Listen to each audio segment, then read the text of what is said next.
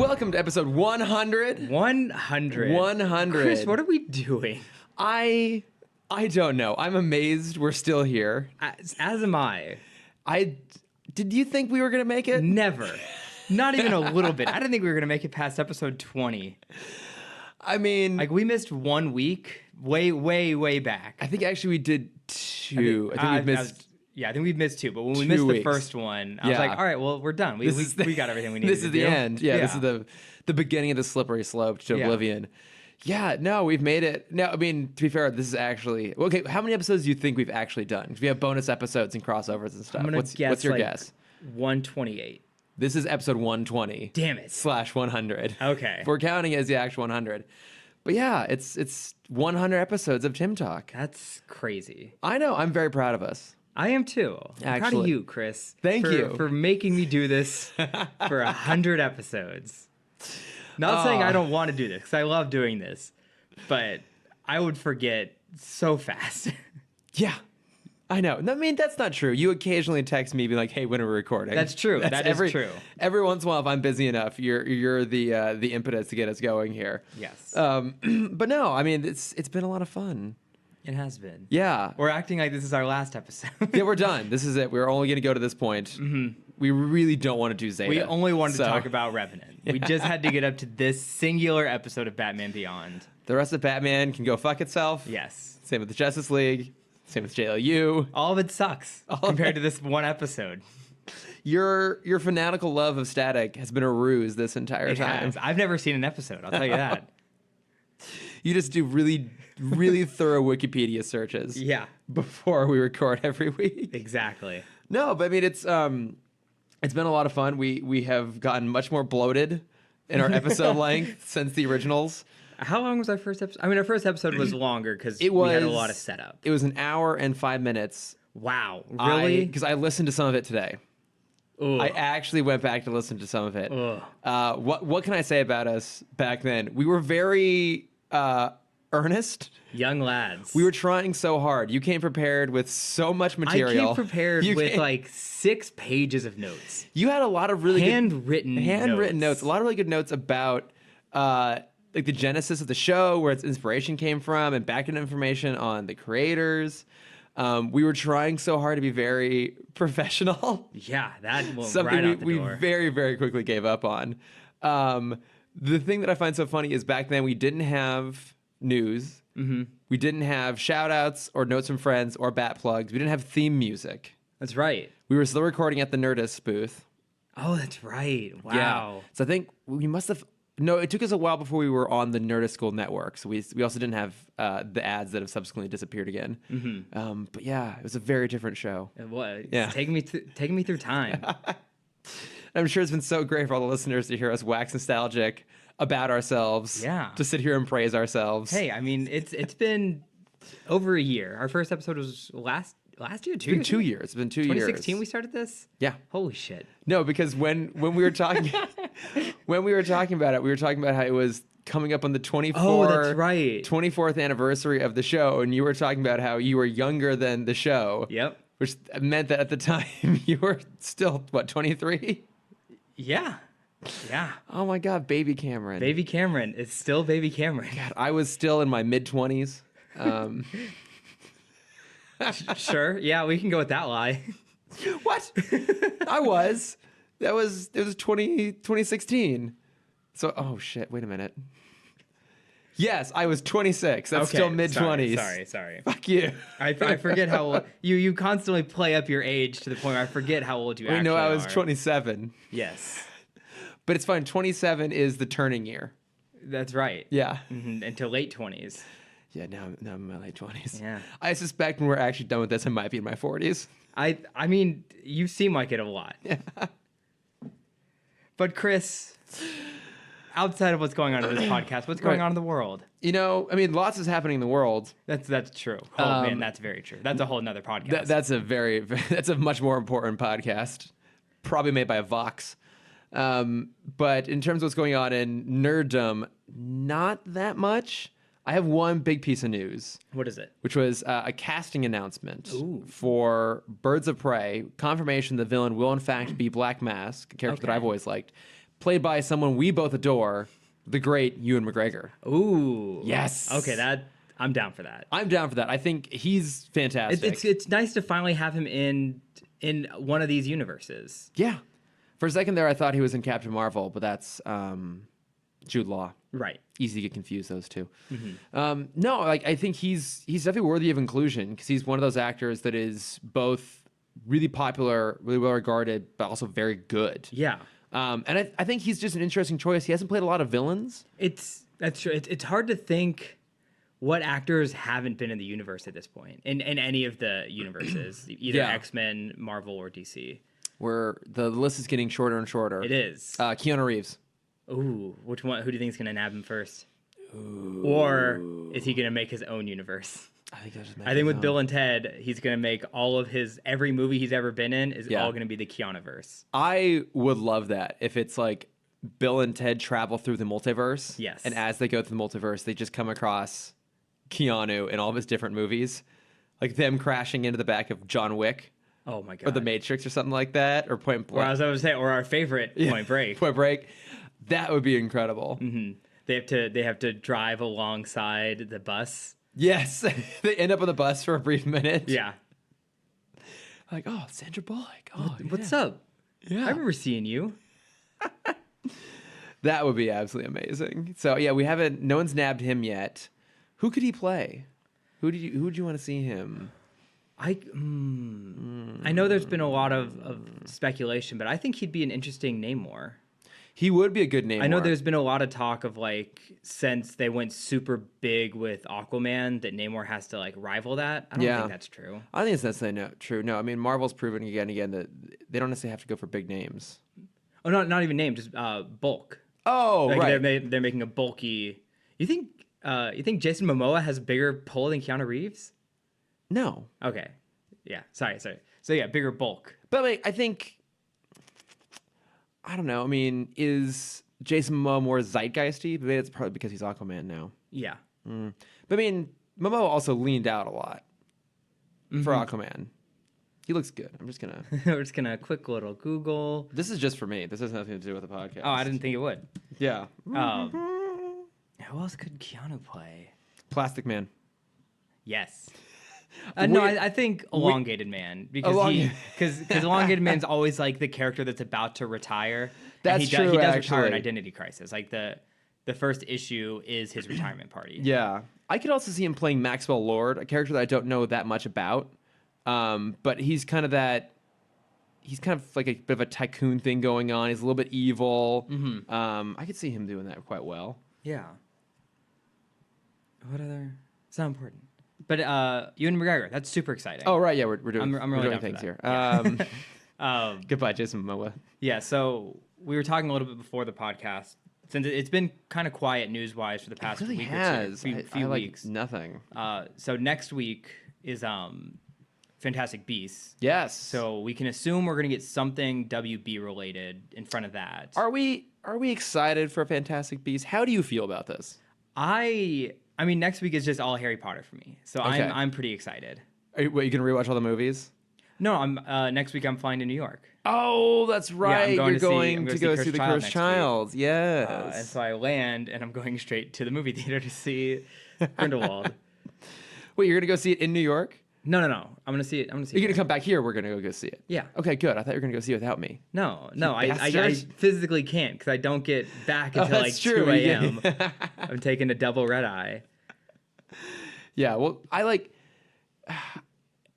that movie looks good from the trailers, I have to admit. I have not watched the past 2 trailers. Okay, it continues to look good. I'm still not on board with Johnny Depp. I don't think anyone is. And I'm still skeptical just because the last one also looks really good and I did not care for it. That being said, I'm excited. I'm pretty excited. Yeah. And then the week after that, we have Wreck-It Ralph. Yes. And there's a lot of rumors of Infinity War trailer coming out. Infinity War Part 2. Part 2, sorry. Part 2. Because we don't even know the name yet. No. Everyone believes it's going to be called Avengers Annihilation. But didn't the Russo brothers say the title has been said?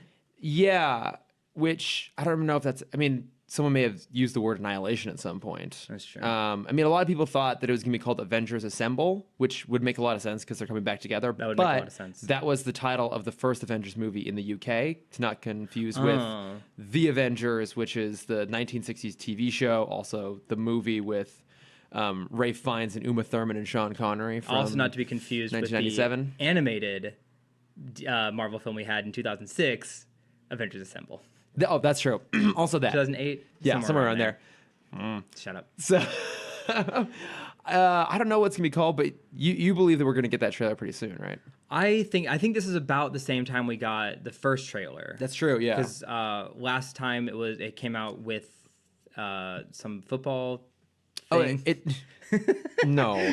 I think it aired during Monday Night Football. That's what I was going for. But I think it was first included in theaters probably with Thor. Thor Ragnarok was November 2017. Yeah, it was actually just a few days ago because I was going through... You time hopping? I was time hopping. You do those time hops? And remember when we went and we saw Taika Waititi and Chris Hemsworth and Tessa Thompson and Kevin Feige? And we were... like second to last row because someone doesn't like to sit up close. We were not second to last row. We should have been. As far back as we were, it didn't matter. We might as well have been. We might as well have been. I much like to enjoy the front of the theater where no one can distract me. I feel like this is one of the things that I will never live down. You won't. We might get lucky with another movie at some point. We just got to keep going to the ArcLight. That's all we got to do. Yeah. Hey, if we're really lucky, we'll go see Fantastic Beasts: The Crimes of Grindelwald at the ArcLight, and Johnny Depp will be there. What we've always wanted. Oh boy. Yeah. Johnny Depp will be there, as will someone from Disney trying to drag him back off stage. Yes. with ArcLight security. Yes. But yeah, I mean, but you were wondering what we think we're gonna get in terms of trailers. What do you think is gonna be the big Warner Brothers trailer though? It's not. I don't think we're getting more Aquaman trailer at this point. No, we're way too close to Aquaman for another trailer. Yeah. We already got a Shazam trailer. I don't think we're gonna get another one probably until Aquaman. And I don't remember what's after that. It can't be Joker because they're still recording Joker. Sorry, they're still filming Joker. Maybe a teaser for Joker or Wonder Woman, but that got pushed back even further, so probably not Wonder Woman. Probably some new young adult thing we don't care about. Property they're trying to re-energize. Yeah, probably something we don't give a shit about. Yep. Yay. Yeah. It's not Batman. Yay, we don't Warner care. And even then, Brothers. when it's Batman, it's usually not that good anyways. They're really hoping to make more of that Harry Potter money. Yeah, that sweet, sweet, sweet Harry Potter money. Mm-hmm. I don't know. Is there anything else news-wise? It 2, maybe? The It sequel? Oh. I don't know when that... I assume that's coming out next... Maybe. That's coming out next year. So, yeah, we might get a teaser. That's actually a good pull. We might get a teaser for that. I feel like there was a teaser for that, too. Oh, I don't Released. I didn't watch it. I've never seen the first one, which I need to do. Neither have I. Nor the original. Yeah, actually, The same. Tim Curry one, yeah. Yeah, Tim Curry. I feel like I should watch it just for Tim Curry. Yeah, probably. Yeah. Also, I feel like it would freak you out a lot. You don't do a lot of horror. I don't do any horror. I don't really do a lot of it either. I watched the original Halloween recently, and I was freaking the fuck out all the way through it. The 78 one? Yeah. Wow. It's really suspenseful. Okay. Well, Good to know. I won't watch it then. It's really suspenseful, and it's a lot of it set during the day. Okay. So So you're never safe. Well, that's exactly it. And not only is it set during the day, but it was filmed just over in West Hollywood. Like, the house that is featured primarily in the movie, if I recall, is like somewhere between my apartment and the Chipotle you and I go to all the time. Oh, wow. So like we've driven past it, walked past it. So it's just like, I knew that in the back of my mind too. And it's just like, man, you were never safe. He will find you. He's here. He's after you. Yes, Michael. Yes. Not Mike Myers. Michael Myers. Michael Myers. But yeah, it's real freaky shit. Okay. So good though. Go maybe watch it. It 2. I don't know what they're gonna put in front of Wreck-It Ralph. Probably Avengers. Potentially Avengers. That'd be ideal. I mean, I think it's more likely to go in front of Wreck-It Ralph than Mary Poppins. That's true. Yeah. My other choice was Spider-Man. Oh, that's Sony. Like I said, though. it's still mainly Sony. So I don't think that's all Sony because I don't think. Yeah, Marvel has no involved. involvement in that whatsoever. So Okay, it's not so yeah, gonna be not them, Spider-Man. Yeah, so let's see if we're proven right here. And we'll see. Yeah. These are our predictions. Let's just hope it's in front of one of these movies because there's no way you and I are watching Monday Night Football even to see an Avengers trailer. Well, what's great about the internet is it goes on YouTube immediately after it plays. Yay! Like the days when I used to have to sit through an episode of The OC just to watch the Revenge of the Sith trailer. What movie was Hearts in Atlantis? Thank you. You know what I was going for. Yes. The Phantom Menace trailer. The Phantom Menace trailer. That movie sold so many tickets for people just to sit and watch the trailer, turn around and leave. I went with my family. We watched the rest of the movie. I remember it being okay. Okay. Like, I would have been 10 at the time, maybe even 9. So it was just a little, like, not catered to me. But it's Anthony Hopkins. Okay. He's always good. Yeah. There was a little girl. I feel like there was some sort of...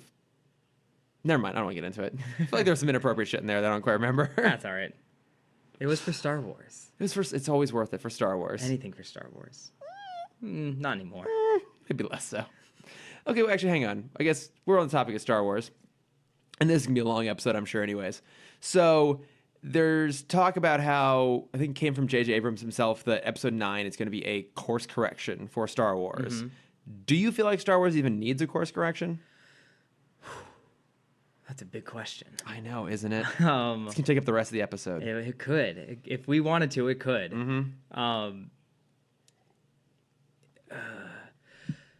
Here's the thing. It's the last of the trilogy. Yes. Having course correction for the last film seems odd. Yeah. A little bit futile? A little bit. Yes. Because I feel like that's gonna take up too much of the movie. I feel like course correction is code for fan service. Yes. Because we know we're getting Lando back. Yeah, we saw everything's better with some Billy D. Williams, so I'm all on board for that. We know that Leia is coming back in some capacity. We know that Luke is coming back in some capacity. Yes. Ghost Luke. Some sort of weird thing like that. So we had the like astro projection Luke on the salt planet. Yeah. Great. What if the Luke we saw disappear was also an astro projection, and he was astro projecting from an astro projection, and he's still like just like hiding in the Millennium Falcon somewhere. He's hanging on Endor. Yeah. Boots up. Just chilling with the Ewoks. Cuddling with some Ewoks. Yeah. I feel like we're going to get something ridiculous like that. Yeah, I feel like... I mean... God, I would hate that so much. It would be so... That's the thing, is I don't know if you necessarily double down with the weirdness. I actually think there's a lot of good stuff in The Last Jedi. I think so, too. I think it was... I feel like it's mostly just the Canto Bight, the casino sequence, that really just doesn't have a place there. What it felt like was Rian Johnson was hamstrung by the stuff that J.J. Abrams gave him. And so now I feel like in some ways Abrams is hamstrung by the decisions that Ryan made. Yeah, oh, absolutely. Rian Johnson made. I don't know if it needs a course correction necessarily. Well, I mean, it's so before Last Jedi came out, I was very, very much into the YouTube channel Game Theorists and Film Theorists. Okay. Yes. Yeah. I think we plugged them. You plugged them before. Okay. Yeah. And so he had a really interesting video because he did dozens and dozens of Star Wars theories because that makes money. Yeah. And so he did a correction video after Last Jedi came out, talking about how he feels it's almost cheating to answer for a long running series like this to answer questions with new material instead of answering questions with what's already provided for fans. Okay. And I understand from his point of view where he can only theorize from what we have. Yeah. That he can't guess like, oh, who was Snoke? He's nobody and he's gonna die. Yeah. Like who were Rey's parents? There, like, you know, everyone was theorizing who Rey's parents were. And yeah. And they're nobodies. Wow. So you think like the cheating would be if in episode 9 they're like, oh wait, no, it was actually like Obi-Wan's daughter that's Rey's mom. No, I don't know. No, I'm not kind of connecting it to 9, just kind of explaining, I think, why a lot of fans were upset with 8. Yeah, I mean, I think you... I know it's a hard, because it's kind of it's a big gray area kind of thing. I think what it was is JJ set up stuff that there was never going to be a good payoff to. Mm-hmm. Like he did too much mystery box stuff. Like Rey's family should not have been a mystery. Well, also with the mystery box stuff, because it's Star Wars, everyone wanted something as big as I Am Your Father. This is true. And unfortunately, we can't get that nowadays. No, we really can't. And so I think they just need to focus on making one good movie that they just need to wrap up a lot of shit. I think this needs to feel like a conclusion of the Skywalker arc, and then just let that and just let it go. Be that. They have so many other things they're working on right now. We don't like. I love these stories. Yeah, but they kind of need to end. Did you remember the creators of Game of Thrones also have a Star Wars trilogy? Yeah. I had forgotten that until someone pointed out to me recently. Yeah, because they have one. There's the Mandalorian TV show with Jon Favreau. Rian Johnson has his own. His trilogy is still a go. Mm-hmm. There's a lot. And then all on top of the animated. Oh, yeah, which I just started watching Resistance. Okay. I'll get into that later. But, yeah, I don't know. I don't think it needs a course correction. Just do the best you can. Yeah. Some fans are going to hate it. Some fans are going to love it. The world's full of assholes. Just don't try to make everyone especially happy. In the Star Wars especially in the Star Wars space. Nothing worse than a bunch of Star Wars fans. Yeah. Just give us some female characters and we'll be happy. Yeah. But also don't, because that ruins Star Wars.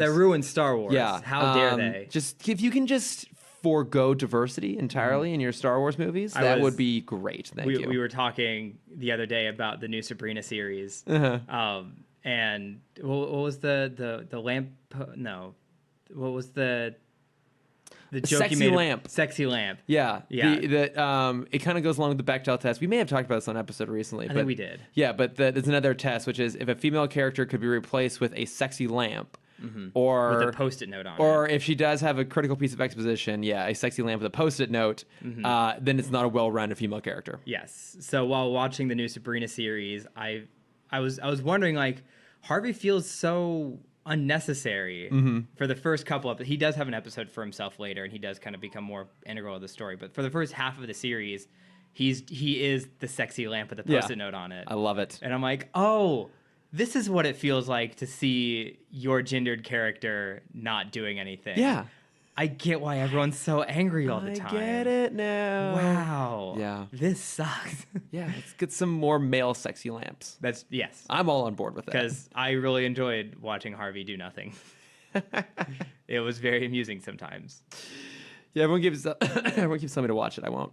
It's very strange. No time. It's a no very time for that. niche. Yeah. Yeah. It looks good. I've heard it's good. I just don't have the time. Mm-hmm. Sorry, guys. Yeah. I'm sure it's great. It's okay. Yeah. Should we start the episode? I was any other news, or should we just should we go ahead and get into the Revenant? I just tried to tap my screen like it was a touchscreen. It's not. Let's jump into Revenant. Okay, so Leonardo DiCaprio. Yes, fights a bear. It's very slow. It's very pretty. It is all the way through. You can tell that they went to great lengths to really capture that natural light and the wilderness. Mm-hmm. But my God, it could use a trim in the edit. And this 2-hour episode could have very much been 45 minutes. Yes, whittle it right down. Did you actually ever see The Revenant? I did. The movie. Did you like it? Really? Yeah, no, I didn't really either. No. I mean, the bear scene was so hyped up, and then once it was over, I'm like, well, what else is there in this movie? Nothing. There's nothing else left, except for yet another weird Tom Hardy accent. Mm-hmm. A kid dies. Yeah. Did he like fall in a bear trap or something? I don't remember. Doesn't someone fall in a bear trap? I think many people fall in bear traps. Yeah. I think we all fell into the bear trap. The bear trap was convincing people to come see the movie because there was a bear fight in it. Yes. And then we're stuck there for another 2 hours. And they gave Leo the Oscar for it. I mean, he's really good in it. He is. I mean, but that was like a you're due sort of thing. It was kind of like when they gave Scorsese the best director for The Departed. Mm-hmm. It's like, that's a really good movie, but like, is it his best? I actually don't know. I haven't seen a lot of Scorsese films. It's much better than Silence, I can tell you that. Oh, God, I refused. Yeah. Absolutely refused to see that. I consistently tell people, like, Avatar is my most hated film, but I think Silence is very close at number 2. Right up there. Yeah. Yeah, I couldn't. I'm like, no. I've never seen a movie where, like, I've seen a movie where, like, a few people walk out. Yeah. But I went to it's a 3-hour film with no soundtrack. Oh, It's just dialogue, very little Foley work. And I went to the 10 o'clock showing, 10 p.m. showing. it's your guy camera. There were maybe 30 to 40 people behind me. When the movie ended, there couldn't have been more than 10. And of those, 2/3 5 of them had the, died. Yeah, the 2/3 screening. of the theater had left this movie, and I toughed it out because of my Catholic guilt. Oh, forever grateful having no Catholic guilt. Yeah, I was like, "Fuck! I went to Catholic school. I need to sit through this film. This is my penance for not going to church for a while." Some serious penance. I think you're good now, though. I'm good for a while. You're good. Yeah, you can forgo church for a long time and instead sit and watch Batman cartoons. Yeah. Brought it back around. So Revenant. So Revenant, the Batman Beyond episode. Yes. The return of a former villain. Yes. Were you expecting this to be the return of Willy Wonts? I was not. I was very frustrated with the students of making a joke about a dead student. Yeah, because who died 2 weeks ago. Wait, was it? No, it was more than 2. It was 2 weeks ago. No. They said it at the top of the episode. But I think. No. Yes. I mean, I thought Dana made a comment about, like, Terry, where have you been the last couple weeks? The last 2 weeks. But I thought that was in reference to all of, like, this ghost stuff going on, not the kid who died. I assume the kid that died like months ago. The or like kid years died ago. 2 weeks Are ago. you sure about that? It's the first minute of the episode because I even wrote it down. Students think school is haunted. Ghost of Garrison Jacobs died 2 weeks ago? ? Exclamation point. Wow. No matter how big your school is, everyone knows when someone dies. ... Those are my exact words in my phone. Okay, wait, hang on. There's an actual Wikipedia entry for Garrison Jacobs, GCAU. Okay, here we go. Was the top athlete for 3 different sports. Yep. Also the guitarist. Also very handsome. Which is surprising even more that Terry didn't hear about this. It just says many people believed there was a ghost of him. So it doesn't say when he died. It was 2 weeks ago. I don't think so. Okay. The East Wing was being built. No, I'm pretty sure he died years before. Because the thing is, if he had died 2 weeks ago, everyone would have known all those things about him. They would have had to go look him up. Like, everyone would have known who he was. Everyone would have known who he was dating. Like, I'm assuming this happened years ago, and the 2 weeks they're referencing is like the actual events that have been going on around the school for the last 2 weeks. I'll hope it's that. Yeah, I mean, come on. Yeah. No one's that callous or stupid. Well, it is the future. It's the future in high school students. Okay, fine. He died 2 weeks ago, and no one cares. Already forgotten. Yeah, well, because then, like, when he's picking on not Flash. Dash. Savior of the universe. Nelson Nash. Nelson, thank you. Not Flash Thompson. Nelson. Yeah, because when he's picking on Nelson, I feel like I thought there was something in there about it being personal between them. No, I think I made that up. It's because the ghost goes after Nelson and writes love notes to Blade that Terry figures out that it must be Willie. Mm-hmm. But I don't think there's anything personal between Nelson and Garrison. Well, no, when he first picks on Nelson, I thought someone said something about it being personal between those two. I don't think so. I could be making that up. I believe you are. Okay. Yeah. So these dumb girls perform a seance because they want some dick. I love that we're doing a seance after hours in the school gym. Yeah. It's just like, oh, God damn it. Yeah, because of course you need to have a seance, and then shit goes crazy, and Terry has to save Nelson. Mm-hmm. I mean, it's a decent... By throwing him out the window. Throwing him out the window. Much deserved. I mean, it's a decent action sequence. Yeah. I think it feels somewhat reminiscent of the albino fight from Mind Games, but just not as clever or interesting. Yeah. Because it's him still just kind of like facing off against an abstract villain. Well, yeah, well, it does make you question a lot. Because I was thinking, like, because what I wanted him to do was cycle through the different visions he has. So, like, try ultraviolet, try night vision, try that would have been cool. Yeah. And like, maybe I can sense something else from him. Yeah. Like have him actually be doing some detective work in that moment rather than just reacting to what's going on. Yeah. Yeah, that would have been nice to include something like that. Because then that would make more sense for him to believe. So when he goes to Bruce, he's true, like, actually, I checked. Like, I went through every visual spectrum and there was nothing there. Nothing there. That would have been really good because I think that would have given Terry some credibility rather than just being a naive kid. But I do love Bruce's response about, because Terry's like, oh, what, you've never seen anything out of the ordinary? It's like, Bruce's like, no, I've seen it all. Yeah. I've seen aliens. I've seen ghosts, monsters. He mentioned 4, and I wanted you to guess what was he specifically talking about. Yay, quiz time. So he says demons, witch boys, immortals, and zombies. Okay. So demons, immortals, and zombies all reference Roz. Okay, sorry. Demons would be Etrigan. Yep. Of course, Clarion the Witch Boy. Mm-hmm. Immortals is Roz, and then zombies would have been that mummy corpse thing that he dragged out of a pool. Yeah. I had Solomon Grundy, but that also works. But okay, yeah, but I'm only going with what had been written up to this point. Right. So. Well, I had that for the first 3. But then I was thinking like, oh wow, they really planned ahead for Justice League.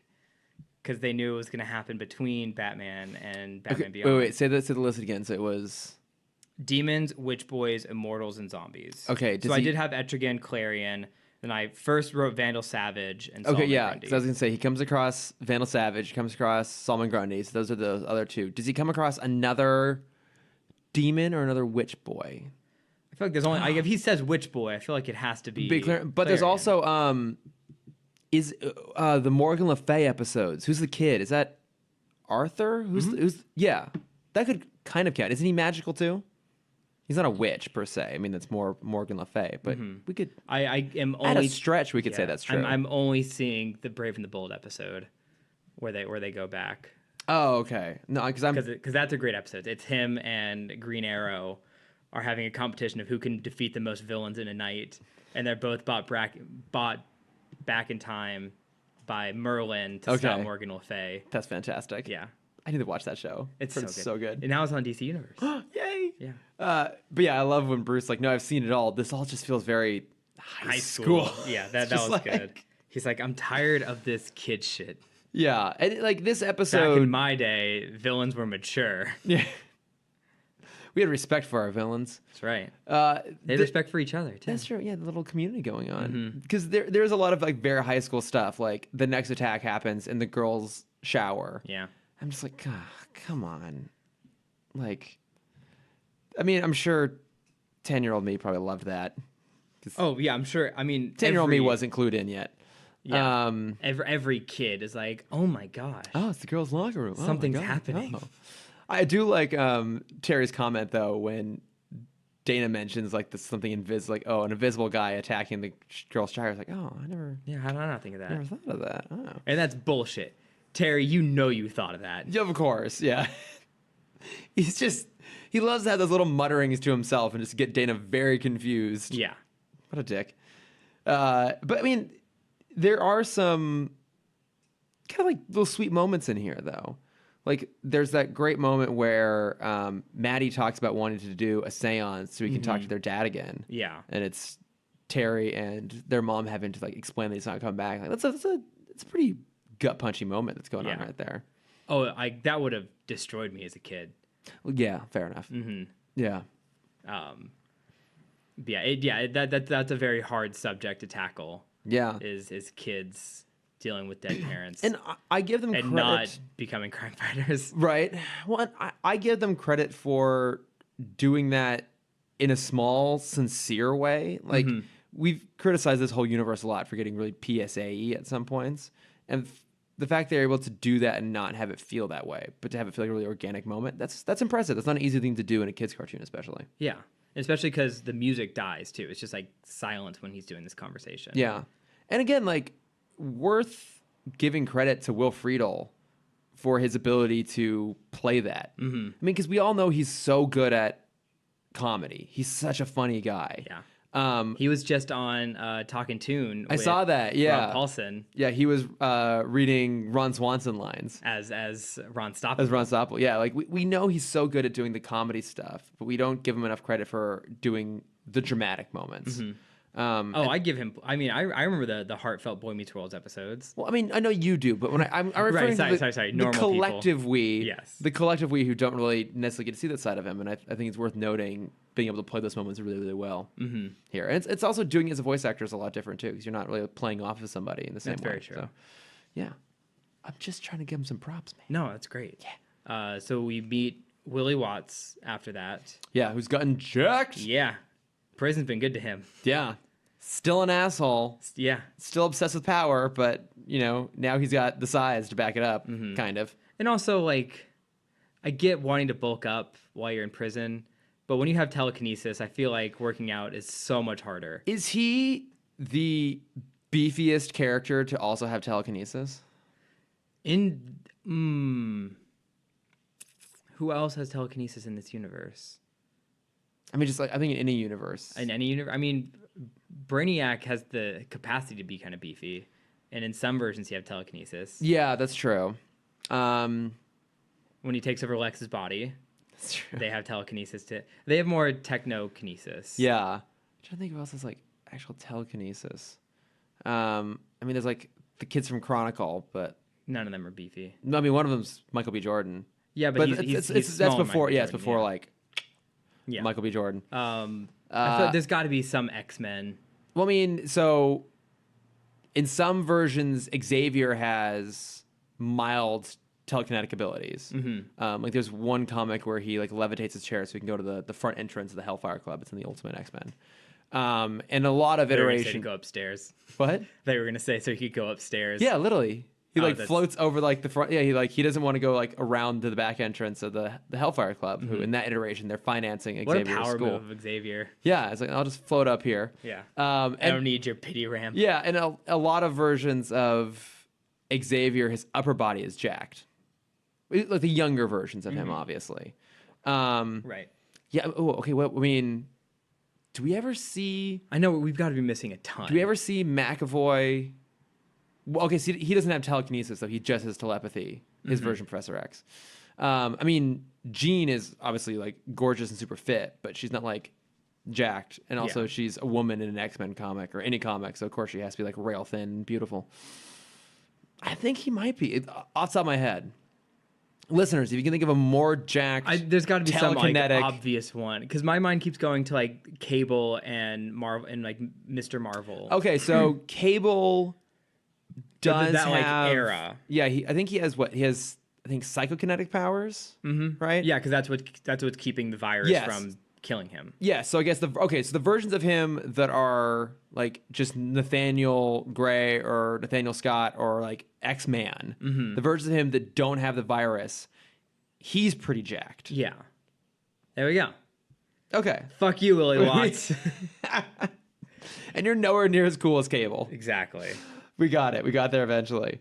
But yeah, I mean, we figure out it's him, and then Terry, I guess, figures out in the room, in the the little visitor room, that's what's going on. That he has telekinetic abilities, which just somehow he got from being connected to the golem. No, because Willie exposes himself he exposes his Willie, and no, because he's you only have. He's if I get out on good behavior, I'll be out in 2 months, just in time for the gym to be fixed. Well, yeah. So he gives himself away because he hasn't had any visitors. But then Terry makes the leap in that moment that somehow he has telekinetic abilities. Yes. Which seems a little bit far-fetched because we don't. It's really ambiguous how he even got those from the golem.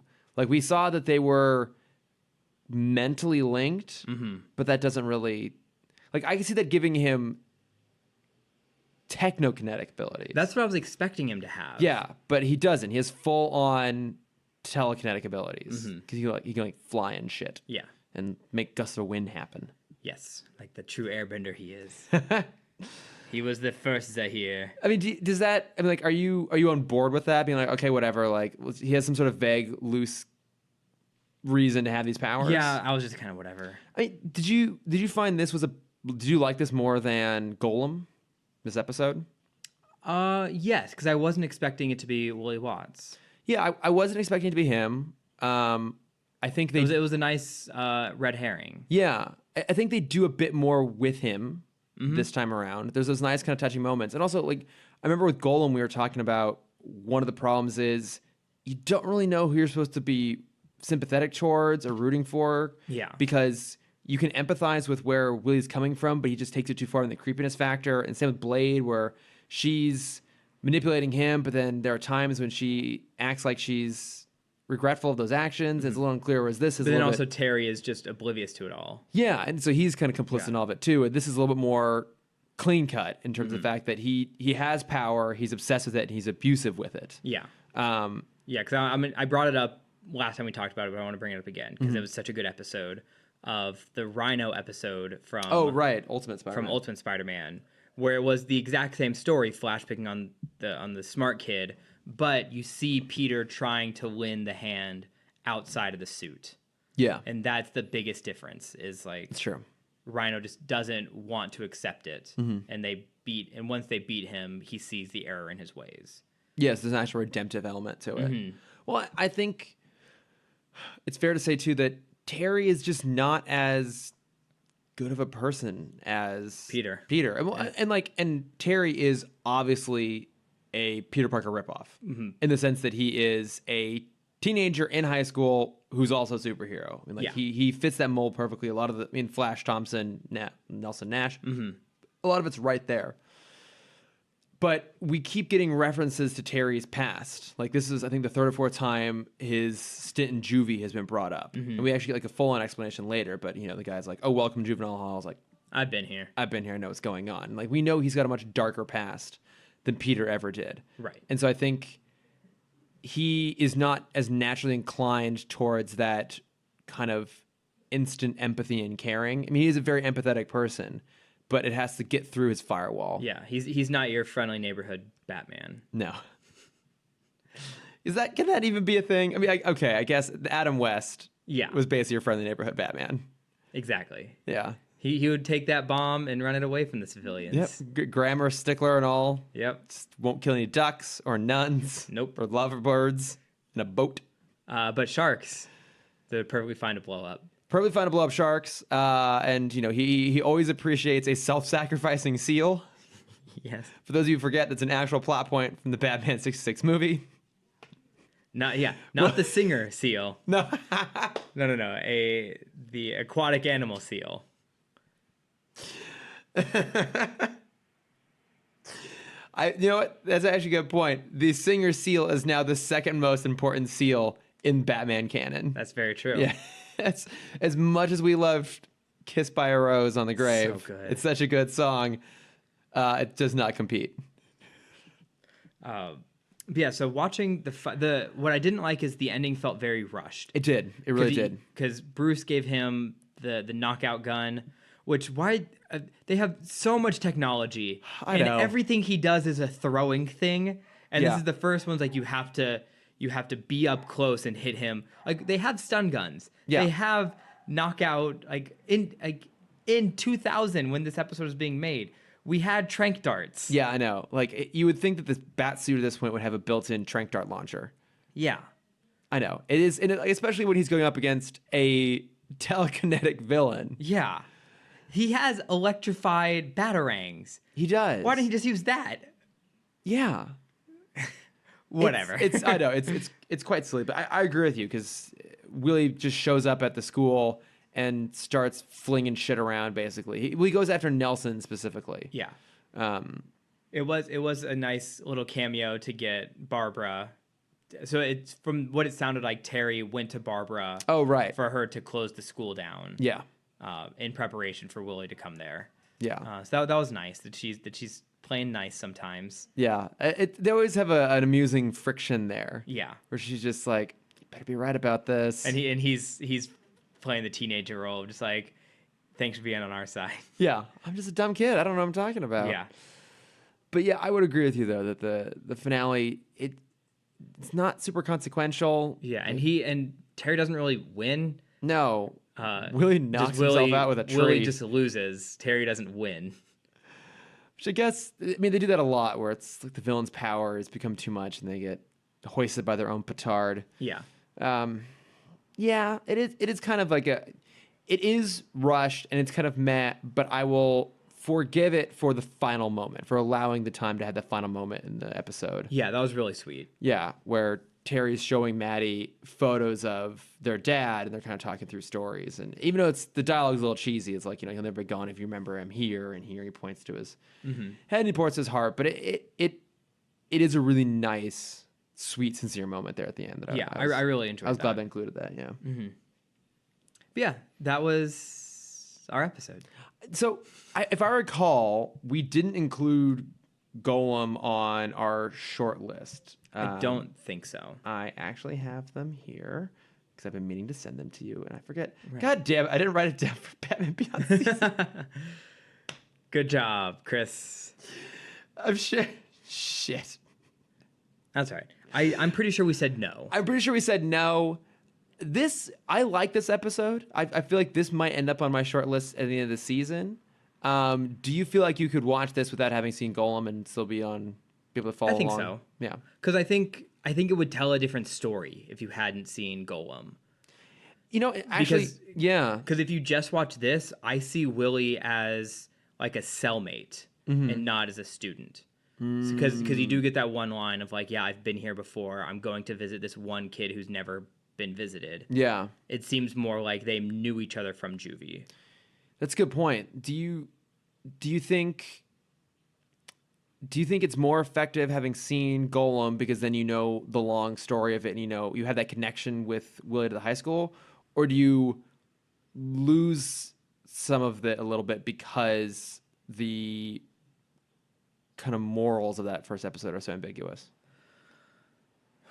I mean, it's always hard to jump into a character story, but I just really don't like Golem. No, it's not very good. No, I mean, I think you can watch this without the other one. Yeah, and it's still fun. I don't think you really lose that much necessarily. And I'm the very strict one with my short list, which I still find so surprising. I know. You're the less shrewd of the two of us in pretty much every circumstance possible. Well, I'm doing it for the people. I'm trying to get them I'm trying to get them through the series as fast as possible and trim in as much fat as I can. I'm very curious to see what happens when we get to Static Shock on this, though. Every episode. I feel like the roles are going to be completely reversed on this one. I absolutely think so. Yeah, because you're coming in with nostalgia goggles. This is true. Where I'm not. I've got those thick nostalgia goggles going on. I don't know. But I do like this one a lot, actually. I think it's pretty solid. Yeah. Yeah, and then for the sake of brevity, because all these episodes are running long, I think maybe while we're doing Titans, we might just keep it to one Batman Beyond episode. So we can talk about Titans instead. Yes. Because, oh my God, things are still happening in that show. Yep. It is still crazy. I'm still on board. I'm like still fully on board. I don't know about you. I don't have the same amount of excited. Like I'm not as excited as I was after episode 2 because that's still the best one for me so far. Yeah. Oh yeah, that's great. Episode 2 ended great. I was really excited to know what's happening next. Episode 3, as you heard last week, really fucked me up. These are both heavy setup episodes where not a lot's really going on. And you get the feeling of forced conflict and forced... Like, the third act feels very forced in both these episodes. Like, there doesn't really need to be one there, but they're making it happen because they need to have some sort of closure on episodes. Yeah, I mean, they have to end something and set up something. Yeah. But this whole episode is about kind of two things. One is finally getting the Titans together, but that happens via the Doom Patrol. Yes, and I love the Doom Patrol. I don't really know anything about them, actually, which maybe that's part of the reason you and I were talking about this off air, but maybe that's part of the reason I've been liking the show so much is that I don't have the knowledge of these characters, even the Titans to some level, to be upset when they do things so crazy. Yeah. And so I'm basically watching this as more or less an uninformed fan. Like I'm watching this, I think, as close as I can be to someone who's just enjoying it for what it is without the baggage. Because I've already come to accept the fact that like their versions of the Titans, which I mostly know from the cartoon, are so different that I'm kind of detached now from it. And I think that's part of the reason I'm just having fun with it. I'm just like, I can just watch this and just be on board. Yeah, I think I'm very much in the same boat. Like my knowledge of Doom Patrol is only from season 5 of Teen Titans and the one episode they have in Brave and the Bold. Don't they all die in that? No, they're dealing with letting a civilian die, and they're all grieving in different ways. But didn't that start off a run of a bunch of characters dying in Brave and the Bold? Okay. Yes, because right after that is when Buona Beast dies, and it still hurts. Oh, because he's like such a out there character. He is, but they make him so likable in that show. Mm-hmm. It's so. I mean, I didn't even know who he was before that. Yeah. But afterwards, I'm like, Buona Beast is one of my favorite DC characters now. He appears in JLU, right? Mm-hmm. He has one episode in JLU. Because isn't he? He's helping track down Wonder Woman when she gets turned into a pig, right? Yep. Oh, such a good episode. Yeah. Because you get Batman singing. Kevin Conroy. God, what a crooner. So episode 4 of Titans. Yeah. Yes, we start with Beast Boy's backstory. Yeah, he was infected with some virus. So that's out in half Africa. Right. Okay, so yeah, you know this. You know his origin better. So I did deep research into all of the Doom Patrol as well as Beast Boy. Oh my god, I'm so proud of you. So how closely does his Titans show origin hew to his comics origin? It's pretty close. Okay. So what they did in Titans is they kind of made the Chief be the one that heals him. Okay. But that's not what happens in the comic. So Garfield Logan, also known as Beast Boy, his parents were both scientists studying reverse evolution in Africa. They were trying to figure out dinosaurs. Okay. Very much Jurassic Park-esque. Nice. And while he's there, Garfield contracts a super rare disease called I'm not even going to try and pronounce it. No. A rare disease which is deadly to all species on Earth except the West African green monkey. So to save his life... Is that a real thing? I don't think so. Okay. So in order to save his life... Yeah, it would be. To save his life, his father used an untested serum to change him. I misread this at first. When I reread it, I'm like, that's much weirder. Because I thought it said he just injected him with like blood of the green monkey. No, he turned him into a green monkey for 24 hours so the virus could die out. And the result of that was giving him the ability to rearrange his DNA however he wanted. Okay. Okay, so that's pretty close to Titans. Yeah. And then to loop it back into Doom Patrol, after his parents are murdered, he's kidnapped by poachers and saved by the Doom Patrol, and later is adopted by Elastigirl. Oh, that's all in the comics? Yes. Oh, I didn't realize that in the comics he had a connection to Doom Patrol. I thought that was something they manufactured for this. No, he's always been pretty well connected. Yeah, so Elastigirl and Mento, I think this is when they were married. Okay. They were married members of the Doom Patrol, and they literally adopted Garfield. Oh, okay. Because I mean, I know him from Teen Titans, which I don't know if we ever got his backstory in that. We didn't. But I know we got his origin in Young Justice.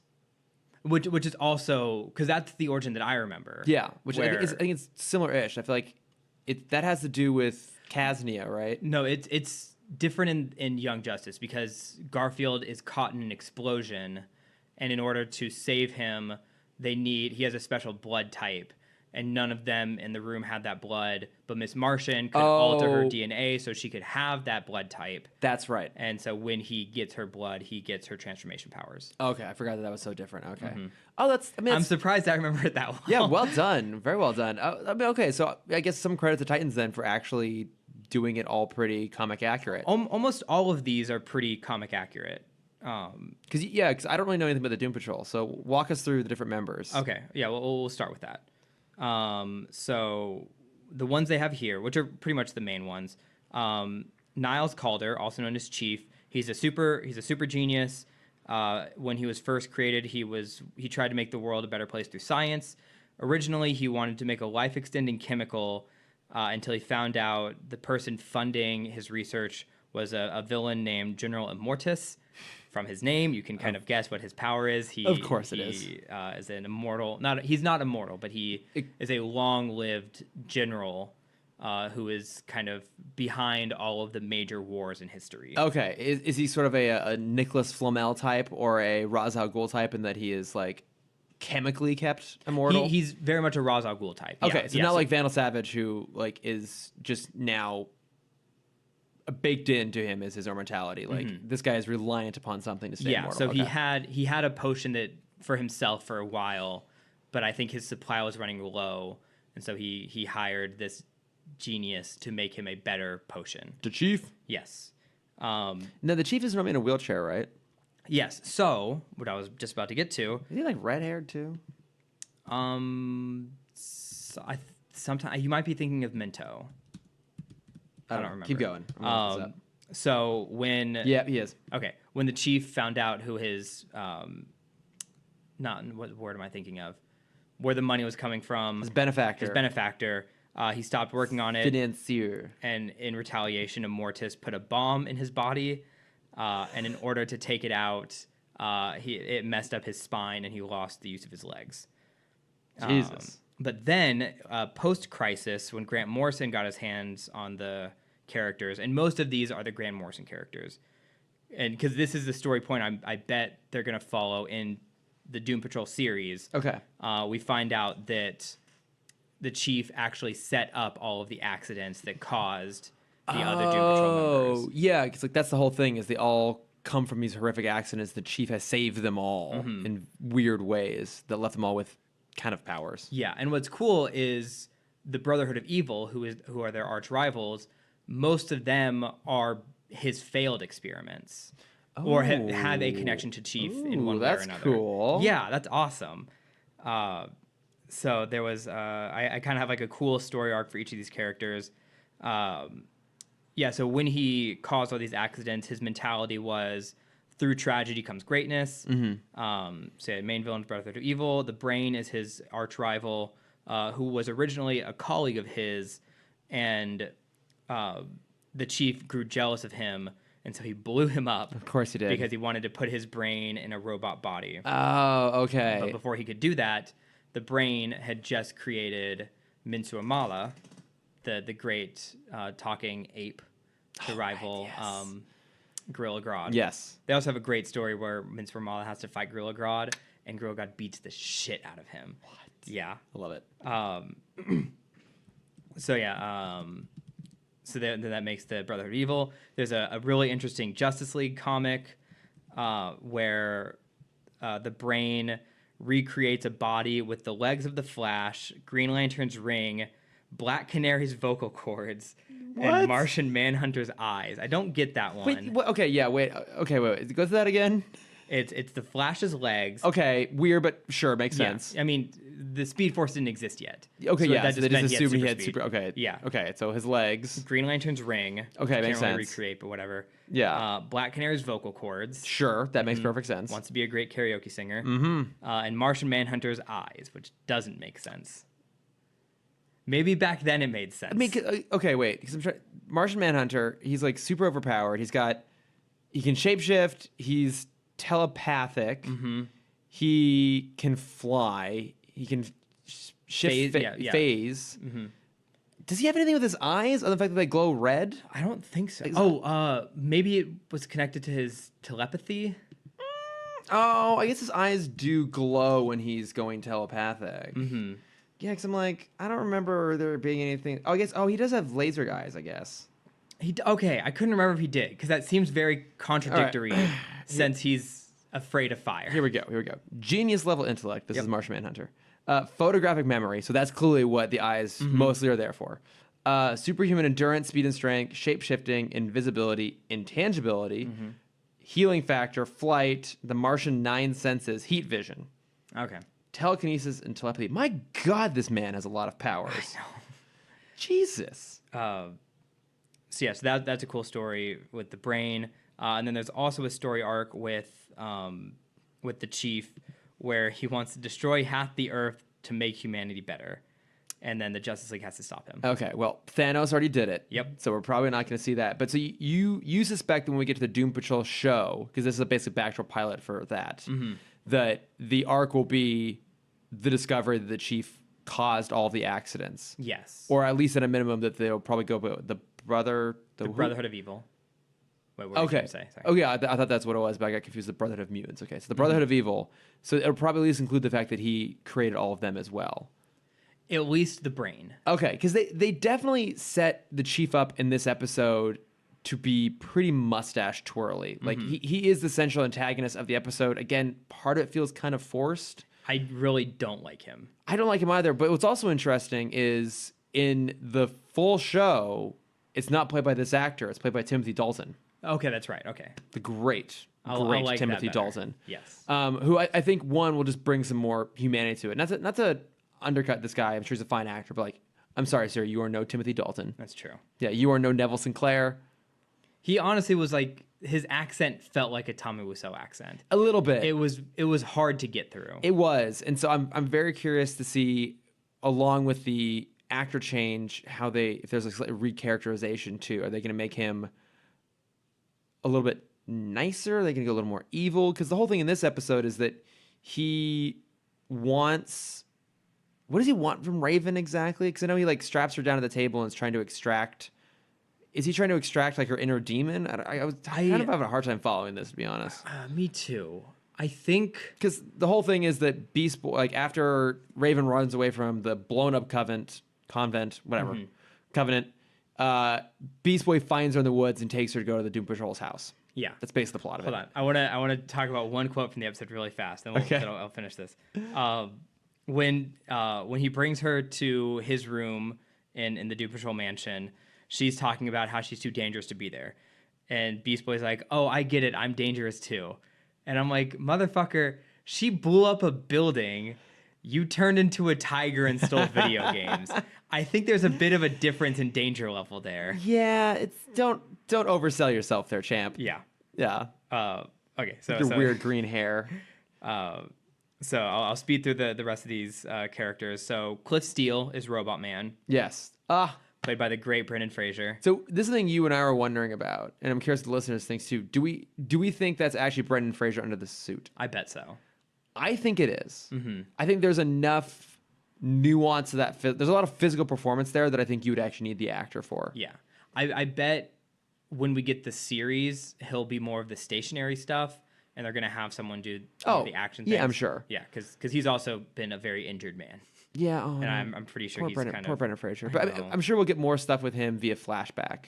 Yeah, too. But I'm pretty sure for all those scenes, well, especially knowing that he was already cast, because we do see him physically there. I think that was definitely him in the suit. So glad to see him back in the action. I love him. I love him so much. So same backstory they say in the show. He's a race car driver who crashes. The chief salvages his brain and puts it in a robot body. In the comics, is he also really upset that he no longer eats food? Yes. So what's really interesting about the Doom Patrol is all besides the chief, the main three, all have like severe mental problems. Okay. And I think that was, I don't remember when the Doom Patrol was created, but I feel like that was in retaliation for Marvel's like humanity characters. I'm pretty sure the Doom Patrol was created in response to the X-Men. That would make sense, yeah. Actually, no, maybe Doom Patrol came first. I feel like they were 50s, if I remember correctly. First appearance, June of 1963. Okay. When did the X-Men first appear? I want to say the X-Men were 62. I want to say that too, because 63 I know is Spider-Man. And also Hulk, maybe? September of 63. Okay, I think that might have been parallel thinking then. Because that's too close. It's too close in timeline. Yeah, that's just months apart. So, I think that it was just... When was Fantastic Four? Because that was before... I think because that was 61, 62. Yeah, because I think the Fantastic Four was the first Stan Lee comic, right? Like the first big one that he did. That's 61. So I think this is in retaliation for Fantastic Four. Okay. Because there's even a stretchy girl. There's a super genius, Mr. Fantastic, stretchy girl, Mr. Fantastic. Yeah. Negative Man is kind of Invisible Woman. A little bit, yeah. And Robot Man is the Thing. Yeah, okay, yeah, that makes perfect sense. Yeah. So Cliff, so he suffers from severe depression due to his inability to feel or sense things. Aww. A really Cliff. awesome story, which I didn't realize this at the time. In the Blackest Night run, Cliff has to fight his reanimated corpse, who's brought back from a That's from awesome. a ring. which is so cool. But also, how effective is that corpse? I mean, he was a race car driver, so he was probably like decently fit. Well, the ring gives you like the typical power, like super strength. Oh, okay. I was gonna be like, I mean, they're not zombies. They're still, I was gonna say like, ain't no one afraid of like Richard Petty's corpse rising up and causing some shit. So yeah. And then again in New 52, Cliff is before his race, he's injected with nanobots that keep him safe while racing. After his fatal car crash, the nanobots respond by building the robot body around his brain. Oh, okay. Yeah. And then in kind of Hulk fashion, he tries to kill himself, but the nanobots stop the bullet. That's pretty epic, actually. A little bit. Dark. It's super very dark, but really cool. Yes. Okay, so we got Robot Man, we got the Chief. Yeah. Rita Farr, also known as Elastigirl. Mm-hmm. Elast-E-Girl, not Elasta-Girl, like from Incredibles. Is it? I thought they were both with an I. Oh, is Elasti-Girl also? Okay, whatever. I wanted to make a separation. No. Okay. No separation. Okay. So Rita Farr was an all-around badass woman. She was an Olympic swimming gold medalist who turned Hollywood actress. Of course. While doing a movie, she was exposed to volcanic gas, which allowed her to grow and shrink her body. When she was unable to control it, she was shunned. She was, let go and shunned by Hollywood for being a freak. And then there's a run. I think in like the 80s or early 90s, where they just wanted to reboot Doom Patrol, and so they kill all the members. They all sacrifice themselves. Of course. And when they reintroduced the Doom Patrol, Elastigirl stayed dead for a while. So she didn't come back until Grant Morrison's run much later. Now, is there a version of her like in Titans where she has this kind of amorphous blob thing going on? Okay. Yes. So the Titans follows the most recent version of Elastigirl, where so the way they brought her back was, since she is elastic, after the explosion, the Chief found a piece of her brain, I think, and used that to recreate the rest of her body. Oh, okay. Yeah, it's comic logic. Yeah, of course. So in the comics, does she also have to eat like a shitload to? I didn't read any of that. Because I guess the thing I couldn't quite tell in the episode is did she have to eat a crap load to help maintain her structural integrity? I guess not, because she comes down fully formed. Mm-hmm. So I guess it's just kind of like it fluctuates in and out. Yeah. Because then when she was revived, she didn't have bones or organs. So when she's not consciously thinking about her form, she turns into a puddle of goo. Okay. Yeah. So from that one, it made me think that they're all going to be the New 52 stories. I mean, that would make sense. It's more recent stuff, and sounds like more kind of interesting, complicated things happening there. Yeah. Oh, absolutely. And then the final one is Larry Traynor, also known as Negative Man. Mm-hmm. Also similar backstory to the show. He was a test pilot exposed to a radioactive field in the atmosphere. This event leaves him radioactive, but gives him the ability to send negative energy from his body in the shape of a person. And he has the weirdest story. What? Like, what does that even mean? I don't even understand what that power looks like. Imagine his shadow. He can control his shadow, and it can fly and fight with superhuman strength. But his shadow can only be separate from his body for 60 seconds at a time. And when he uses his power, his body is just kind of a lump, and it's completely vulnerable. So why is he all bandaged up? Because he's radioactive. So those bandages are special ones made by the Chief to keep everyone else away from the radioactivity. Okay, and in the comics, is he also a fantastic chef? I did not read that, but I hope so. Okay, because I have to admit, we were talking about the weird musical cues in this show. But when they were throwing in some AC/DC done to a like rapid cooking montage, all on board. I loved it. It was so much fun. Mm-hmm. It also helps too that Negative Man is voiced by Matt Bomer. Oh my god, I know. I'm so excited to see flashbacks of real Matt Bomer. Oh my god, let me just pull that up real quick. Yeah, just give me a minute here. Oh, hello, Matt Bomer. So he has such a bizarre. So like the negative energy is kind of like the Speed Force, where like a handful of people have access to this negative energy. Okay. At one point, he had a wife, Negative Woman. Of course. And then something happened to her because there was a villain who had negative energy, And so to save her life, he absorbed all 3 of their negative energies into one body. I know. You're giving me this look, and it's the same look I had while trying to read everything that was going on. So the combined version of all 3 of them was known as Rebi or Rebi, R-E-B-I. What? Yeah. Yeah. But what's interesting is after the Blackest Night series, he lost his body. So the chief had to construct a new shell for the negative energy to go back into. But nothing is a perfect match, so he has to keep hopping from body to body. Okay. And every time he does that, it's giving him like severe dissociative.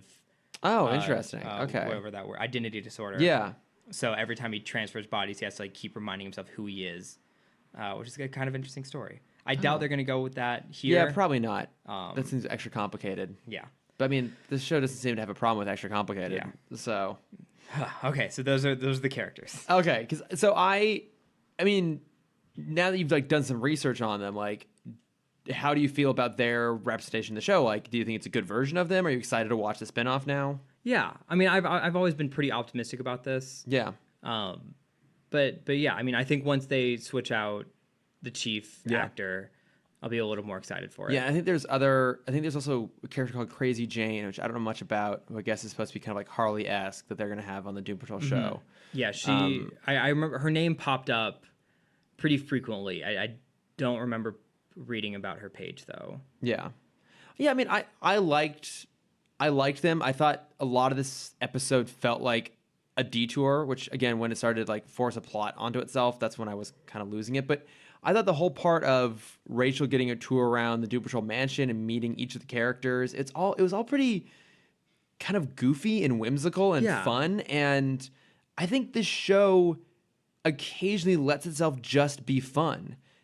And I feel like that happens. And that's when it's almost the most enjoyable. It is when it's most enjoyable. Yeah, I think that happens a lot with Starfire. I feel like they have fun writing that character. Again, we've talked about the fact that this is very different than normal Starfire. Yeah. But I like what they're doing with her, even if it's just this character in this context. I like.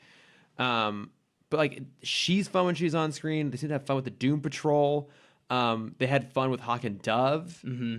I think the problem kind of continues to be that Dick is just kind of dragging the show down. Yeah, and especially in this episode where he beats up a guy in front of his kid. Yeah, because there's this whole like little sideline about Beast Boy and Rachel coming across these hunters. Which I want to say a point real quick. Okay. The hunters do say they're still on hunting grounds when they shoot the deer. They make a comment like, "Oh, have we wandered off?" Like they could potentially outside still the zone. be He's in like, the hunting zone. I don't know. We're too drunk. When it they doesn't matter. Shot this deer. But yes, they shot this deer, and then this may just be my Texas blood talking. I think it is. But I think they had a lot of right to shoot that deer. Well, I mean, I guess it's my California liberal. They're like, no, don't shoot the deer. All animals are God's animals. Exactly.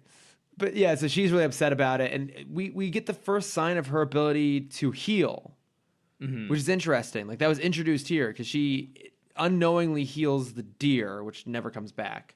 I was really hoping it was become a demon deer. That would have been amazing. Oh my God. Because then she later heals that random frozen girl that the chief is operating on. She phrased it in an interesting way. She didn't say heal. She said she took her pain. Took the pain away. That's right. Yeah. Not away. She said took the pain. Like she absorbs it. I think that's what it is. Okay. Okay. That doesn't explain. But she did heal. She literally healed the deer though. That bullet hole sealed up. But we never saw the bullet come Raven out. Also had a bullet hole in her now. That's true. Also, that bullet's still inside the deer. Is that deer just now walking around with a piece of lead trapped inside a fully healed over wound? Yep. Oh, that deer's gonna die of lead poisoning. Yeah. Which is probably a longer, more painful way to die. Absolutely. A lot harder on the family too. Yeah. Poor Bambi. I know. Yeah. Bambi is gonna like slowly watch her mom just wither away. Thumper and Flower. It's gonna be hard on all the woodland creatures. Yeah. So, but yeah, they've introduced that, which I guess at least gives Rachel some like a little bit more dynamic. But we were talking about like Dick kind of dragging the whole thing down, which that was interesting here. Is when Dick and Starfire or Corey are trying to track down Rachel, so they find the hunter, and Dick just goes full on violent, beats the shit out of the guy as like his kid is watching. I get what they're trying to do. It's also a very cliched scene of like, oh my God, like, don't beat up my daddy. Yeah. Like, New Batman Adventures did this and did it much, much better. Again, hang on. Something worth talking about here. Okay. This scene basically occurs in both series. In the New Batman Adventures, it is Batman is the aggressor, and Dick watches on and goes, "This is fucked. I'm out of here," and that's what makes him leave. Mm-hmm. In this one, Dick is the super violent one who has left Batman because he's too violent. Yep. Which one makes more sense? I'd go with option A. Yes. I still don't get what they're doing with him on that. But I'm just ready for it to be resolved. I am too. Like, I guess they're trying to mix it up because I feel like in Teen Titans, Dick is the grounded, rational one, and Starfire is not violent, but she is the hothead. Mm-hmm. And they reverse that here, which I guess is kind of interesting, but also don't know if it works. Yeah. Well, I mean, did you see the trailer for next week? I did. Okay, so next week is the training episode, which I'm just fucking ready for. Yes, I know. Can we get us some good old montages here? Yeah. It's gonna be a montage. Motherfucking montage. How Where's it from?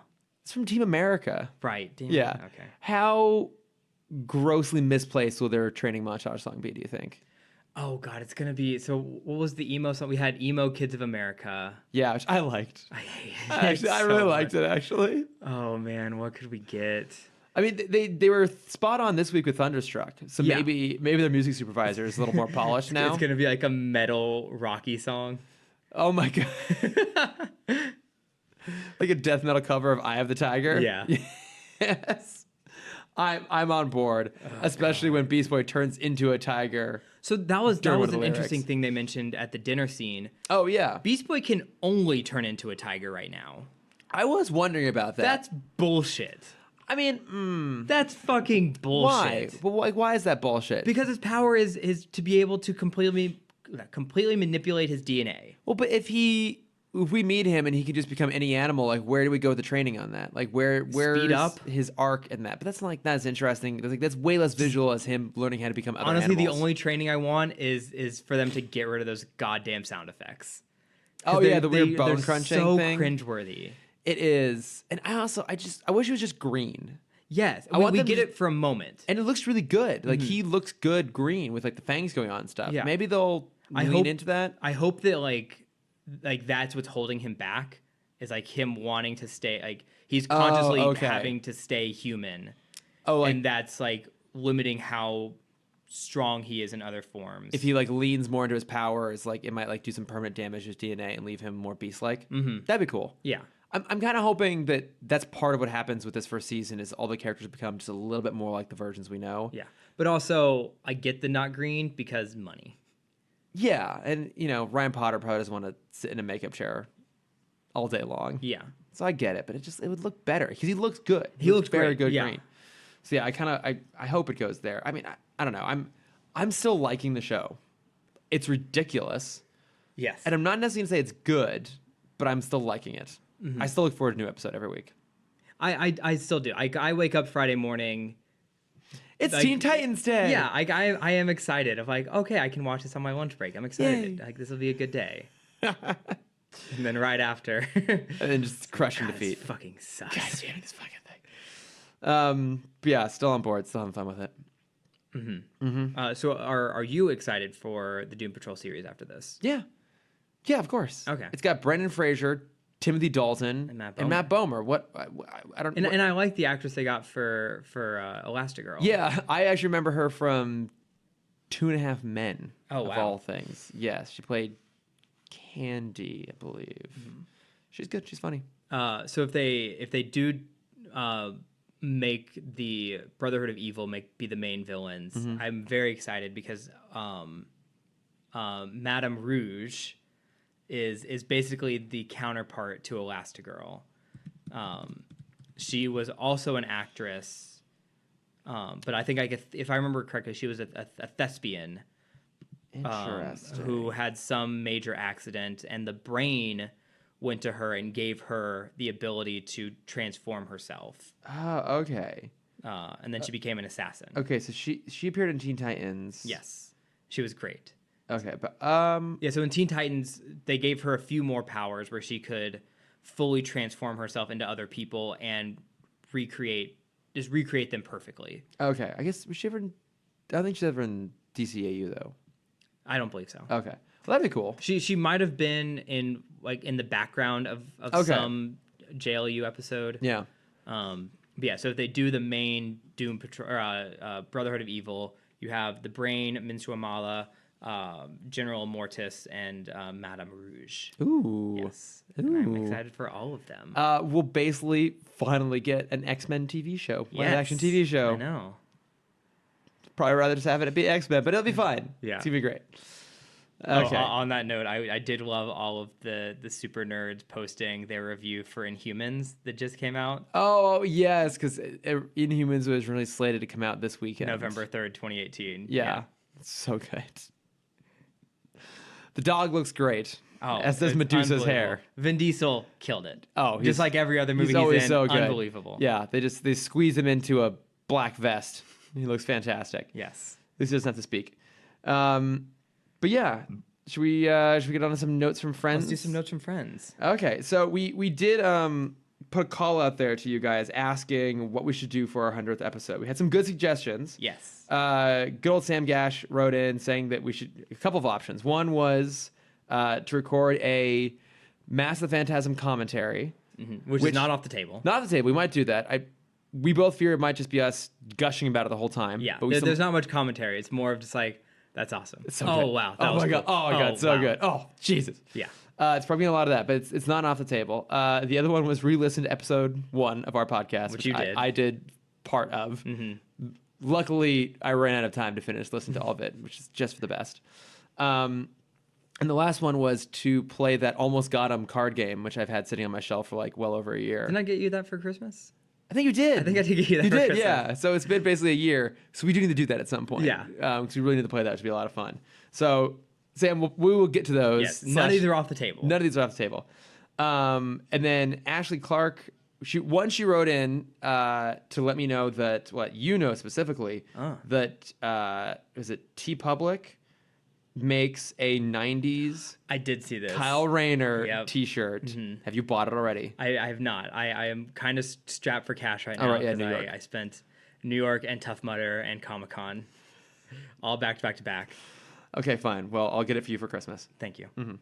But she also wrote in a question, which I thought was pretty interesting, which was, since Dick Grayson never appears in Batman Beyond, what do we think would have happened had he shown up? Now, I'm going to let you go first because I have a slight cheat answer to this because I've read the Batman Beyond comics where he does appear. Okay. So what do you think would have happened if Dick Grayson had shown up in Batman Beyond? I think he would have been very spiteful towards Barbara. So while she was rising up the ranks in the Gotham police force, I think he would have been doing that in the Bloodhaven police force. And so he would be commissioner over there. Yeah, and just being very bitter about everything Gotham. A little commissioner rivalry. Yes. Now, if he had... Okay, so I like this idea. So if he had shown up, would the rivalry have been playful? Or would he have been, like, full-on difficult, like an asshole? Oh, very difficult. Okay. Yeah. Like an antagonistic force for everyone involved. Yeah, he would be kind of interesting. Purposely hunt after Batman, and like since Terry's trained by Bruce, he would know exactly where Terry's like hiding or like doing his minimal detective work, and he would either already be there or take. Oh, this is what it is. He gets to crime scenes before Terry and takes the evidence. Oh, so that would be good. And he leaves something for only Batman to know that Dick did it. I was here. Yeah. Ha ha. Yeah. You fuck. So what do you think his attitude towards Bruce would have been? Oh, I mean, he's already not super happy with Bruce in New Batman. And then after Barbara leaving him for Bruce, I feel like he would just be very much like, fuck this guy. I'm out of here. Yeah, they would not have a good relationship, would they? No, I mean, because Bruce is alone. And I think Barbara can just tolerate being around him enough to let it happen every once in a while. But yeah, I mean, the fact that Dick's never around at all, I think speaks a lot to how just done he'd be with all of that. But then I have this other thought where Dick would want to just be the mean person, but he still has feelings for Barbara. And so Barbara would play into that and manipulate him into working with the GCPD. Oh, that could be fun. Like, there's just enough of like old chemistry left there for like that be the one person he's a little bit soft on. Yeah, similar to kind of how Bruce like somehow lets Catwoman go every time. Oh, okay, that would have been a really good story. I wish they had done that. Yeah, because in the Batman Beyond comics, the kind of extended, it's somewhere between the DCAU universe and the comics universe. But older Dick, basically he left Batman because they hadn't been working together for a long time, and then Batman got used to not having a partner, so they were going after the Joker, and Batman lands in front of Nightwing rather than behind him, and so Nightwing can't see. Oh shit. So Nightwing gets shot, like riddled with bullets, and they basically take him to the hospital, and then Batman runs off to go capture the Joker, and he never checks in on Dick, like never follows up with him, never apologizes, nothing, and he's like just too much pride to do anything about it. And so all Dick gets from him is basically the suit back and be like, it's ready for you when you want it. And he's like, nope, never again. And so he leaves. And so when we meet him, he is running an acrobat school. Aww. I think in Gotham, possibly in Bloodhaven. He's got an eye patch because he lost an eye. And he's just super, super bitter towards Bruce, but he kind of develops a begrudging appreciation for Terry. And so this all happens in the Hush Returns or Hush Beyond arc. Do you want to know what happens in the Hush Beyond arc?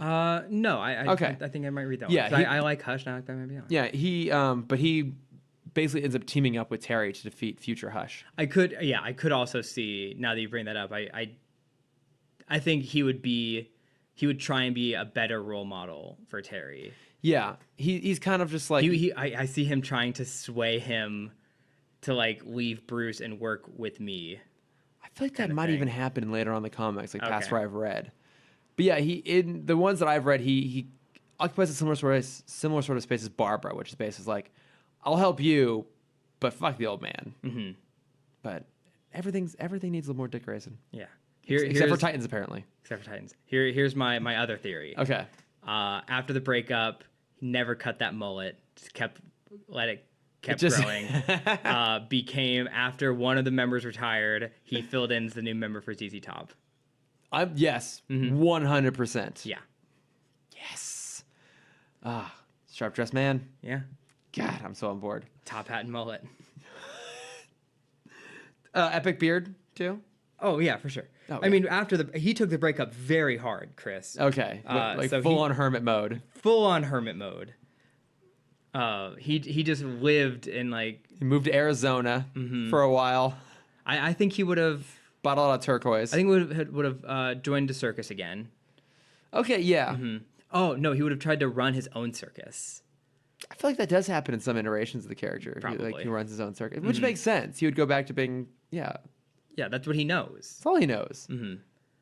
But then he has a tragic accident when his beard hair gets in his face and he misses his rope. He breaks his leg beyond repair because he's now burned through all of his family money. Yeah. And so then afterwards he continues to be in hermit mode, can't fight crime, can't do his passion anymore. And so he finds a love for guitar, Chris. He's got to do something to just keep himself entertained. He gets really good at guitar. And there's an ad coming out for the ZZ Top tribute band featuring Dick Grayson. Yeah, I know. He every time they do a photo shoot, like, okay, now Dick, just turn a little bit more, just a little more of your backside, just a little bit more, a little bit more. Oh, you knocked over the music stand. Oh, hang on, go back. No, it's the oh god, the Bruce Springsteen album. Oh, when it's him and the Levi's. Yeah. Yes. But with Nightwing butt. Yes. I mean, you know me. Born in the USA. That's the album. Yeah. And then his reunion with Bruce is ZZ Top is coming to perform through Gotham. Bruce is there. No, Barbara invites Bruce. God, this would be such a bad comic. Barbara invites Bruce, and he sees what his protege has become. But, he's a little proud because he sees Dick and he sees him happy. Yeah. And so we get one last half smile with a thumbs up. That Bruce wouldn't even give it a thumbs up. He would just give him like a little twitch of the corner of the mouth. Mm-hmm. That's as close as he has to approval. Yeah. And that would be the final embrace between Dick Grayson and Bruce Wayne. All right. Well, since it is still episode 100, we had to do something, some sort of little mini celebration thing, and so we were trying to track down a good BTAS quiz. I actually reached out to Maddie, and he sent along one from like the old Batman Superman magazine, but it was like really easy stuff. It's like, what's Batman's actual name? And weirdly enough, there's a whole bunch of questions involving Nightfall and like the comics at the time that had nothing to do with BTAS. But I think like Nightfall was coming up soon. So that's a pretty major story. Yeah, exactly. So what we decided to do, for those of you who know what Sporkle is. Oh, I spend many a night on Sporkle. We're gonna do the hottest dating app in LA. A live Sporkling. It's not a dating app; it's a quiz app. Where we try and name every episode of Batman the Animated Series. How many? There's what's 78. Oh, fuck me. All 78. Right. So I don't think if it's 78, then that wouldn't include the new Batman Adventures. It would just be Batman the Animated Series. Great. Okay. All right. Let's see if we can do it. Ready? I think yeah, we can start. Okay. I think I can do the plot of most of them. Okay. Well, we know On Leather Wings. Yep. Christmas with the Joker. Mm-hmm. Are you a better typer? Who's a better typist? I can be scribe. Okay, you can be scribe. Okay. Yeah. So Christmas with the Joker, On Leather Wings. Tried the Captain Claw. Does it say part 1 or part 2 in there? It just says them together. Okay. Mad as a Hatter. Yep. If you're so smart, why aren't you rich? Well, let's try and do it in almost order. So we let's tell the episodes we hate first. Okay, the Underdwellers. Yep. The Forgotten. Someone we hate, but Almost Got Him. I feel like that was pretty early on. That's not a bad episode. No, it's not one we hate, but it's early. Well, I don't know how they're gonna accept Almost Got. It's them. Apostrophe EM. Yeah, I tried that. And they're not accepting it. It's just EM, no apostrophe? I tried that too, not accepting it. We'll come back to it. Let's see, The Demon's Quest. Mm-hmm. Joker's Wild. Joker's Favor. Make 'em Laugh. Mm-hmm. The Laughing Fish. Yep. Killer Croc, wasn't it? No, Vendetta. Riddler's Reform. Heart of Ice. Deep Freeze. Yep. Harley and Ivy. Shadow of the Bat. Yep. And then Night of the Ninja. With Day of the Samurai, Night of the Ninja, right? Mm-hmm. Moon of the Wolf. Yeah, hold on. Day of the Samurai. Samurai. Yes. Thank you, Samurai Jack, for teaching me how to spell that word. What's the one you just said? Moon of the Wolf. Tiger. Tiger. Tiger. Tyger. Tyger. Yeah. Oh. The trio. That was the Terrific Trio. Okay. Christ, remember some of the other artwork. Also not accepting Terrific Trio. Come on. What if I just do Terrific Trio? Nope. So fuck this. So with Sporkle, since it's all fan made quizzes, some people are like very specific. With, they're very pedantic about it. And some of them are very nice. This is not a nice one. What was the episode with Seal Boy? Fuck that episode. I have no idea. I don't even know. I've got Batman in my basement. Oh yeah. The Mechanic. Yeah. Birds of a Feather. At the beginning, what was the one that was in 3 parts? The introduction of Montoya. POV. It might have to do periods in between. No, I got that one. Okay. The Invisible Guy. Oh, See No Evil. Yep. The Man Who Killed Batman. Mm-hmm. Two-Face. Oh yeah. They're along the lines of the Clock King. Clock King. Yeah. Oh, the Vertigo one. It wasn't Vertigo though. Was it Vertigo? I think it might have been. Nope, it is not Vertigo. Damn it. What was the one with Roz's son and Jonah Hex? I have no idea. Right now, we are sitting at 29 of 78. Jesus. Okay. Yeah. We can do better than this. We can do better. I don't know if I remember if I told this analogy on the podcast. There's a great thing that I read a few weeks ago that was nothing makes you feel more like a ghost than trying to answer a question that someone on a podcast can't remember. Oh God, I know. Yeah. So specifically, Maddie, we're sorry we're letting you down so much. With VR. Oh God, what? There has to be more. There's 48 more. So many more. The Clayface episodes. We haven't done him yet. Oh, Heart of Clay? No, Feet of Clay. Feet of Clay. Steel. No, that's not what it is. Heart of Steel. Heart of Steel, and then the other one. But wait, it was Feet Feet's F-E-A-T? Mm-hmm. Is it Feats of Clay? Probably. Nope. No, let me see it. Feet of Clay. Oh, okay, now it accepted it. Okay. The Clock King. What was the other one? The bad one. Time Out of Joint? Sure. Yes. Nice. I feel like there's more Mad Hatter.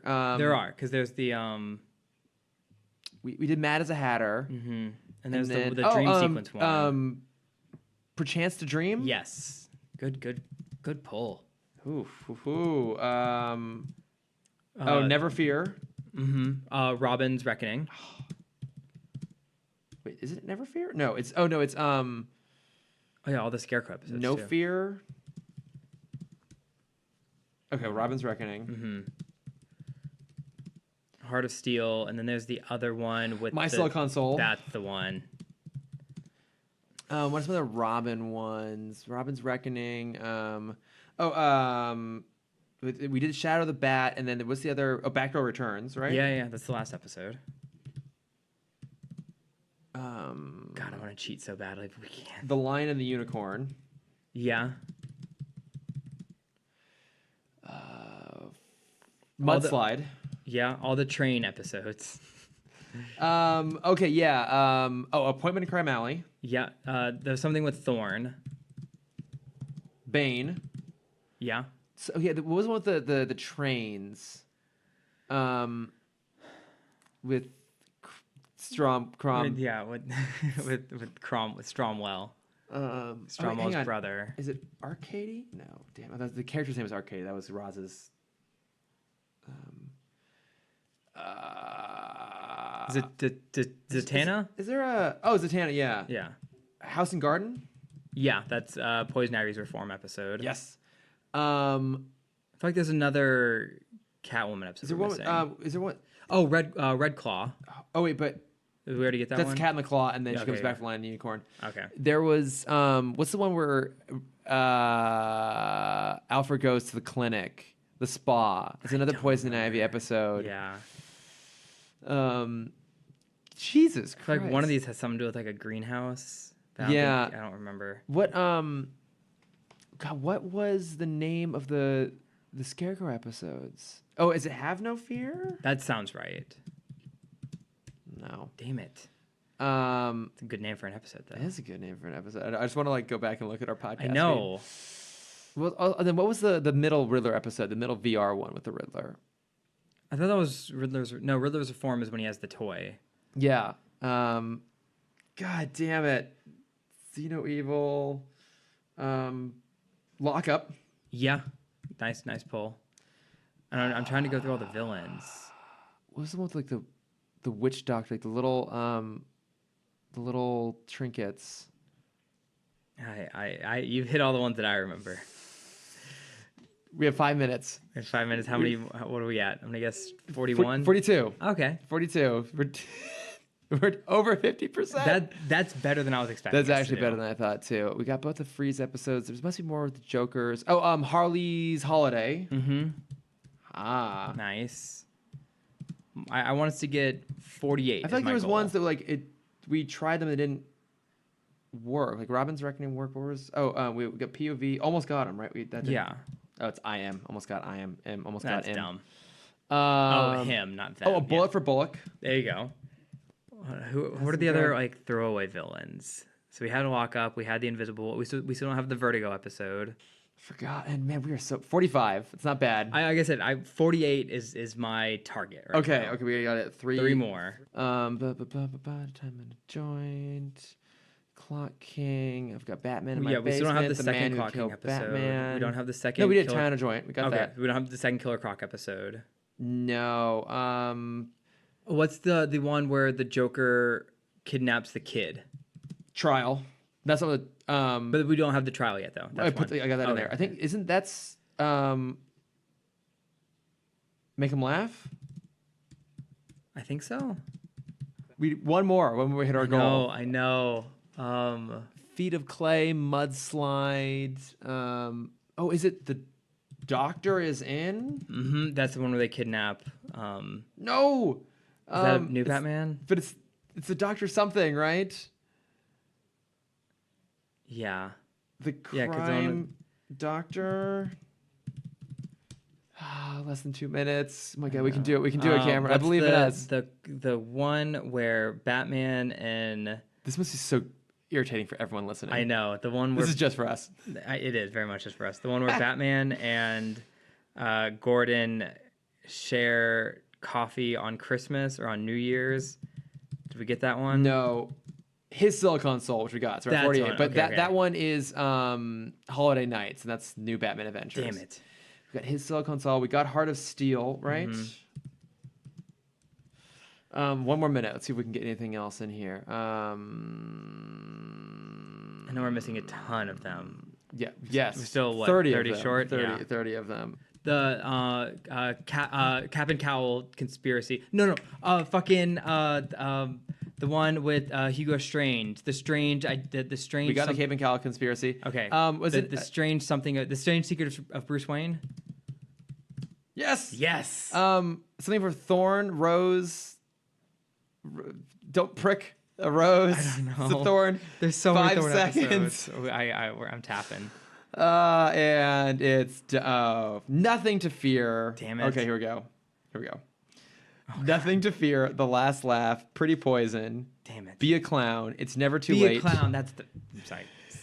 I'm so emphatic. I get very passionate about my quizzes, as you can tell from the random facts I throw out every episode. Be a Clown. It's Never Too Late. Beware the Grey Ghost. Wow. Fucking that hurts. Prophecy of Doom. Fear of Victory. Dreams in Darkness. Eternal Youth. Right. Cat Scratch Fever. Terror in the Sky. What is Reality? I Am the Night. What is Reality? Yeah. Off Balance. That's the Vertigo one. Paging the Crime Doctor. That's what it was. Close. Blind as a Bat. Yep. Fire from Olympus. Read My Lips. The Worry Men. Sideshow. Avatar. Sideshow was the Killer Croc Steel Boy. Harlequinade. Oh, the Terrible Trio was one we had that it didn't accept. clock. How do they spell it? Terrible Trio. All right. Yeah. I guess I just spelled it wrong. Showdown. Catwalk. Second Chance, and Baby Doll. So I will give us Baby Doll. I will give us a 51 out of 78 because we did get the Terrible Trio but it didn't register. Okay. We are really bad at this. You know, that's better than I was expecting. I'm not going to lie. All right. Proof that maybe someone else should do this podcast. Yes. Than us. But hey, you know what? We had to do something kind of fun. Some little fun thing there for episode 100. Mm-hmm. I'm sorry for everyone who knew the answers to everything and just suffered through that 10 minutes. Yeah. Should we do bat plugs real fast and then finally let people go? Yeah, super quick bat plugs. So I just have one. Actually, I have two. I rewatched V for Vendetta today. Happy Guy Fawkes Day. Yes. I continue to love that movie. It continues to be disturbingly prescient. Every year. Yeah, it even more and more and more so. But it's also fantastic. I love the 1812 Overture. It's a really, really good movie. It's so good. Natalie Portman's amazing in it. Yeah, everyone's amazing in it. Yeah. Stephen Fry, that's also good. Yes, always love that. And then I watched the honest trailers for Batman animated series. It's great, isn't it? It is good. I can't watch those normally because I find they are just like nitpicky in a way that actually normally bothers me. But for the stuff they actually really like, they're really honest about the positive things on it. Yeah, and they get all of it. It's so good. I really like the Screen Junkies guys. Yeah. What have I been watching? I went and saw Bohemian Rhapsody over the weekend. What'd you think? It's an interesting one. I think it's still worth seeing, honestly, just for their reenactment of the Live Aid show. Okay. Because I was near tears watching that. Oh my it's God. so good. I'm excited for that one. Yeah. But overall, the movie, it's just a little bland. They try and fit too much into it. Okay. So nothing ever feels really emotional. Okay, that's fair.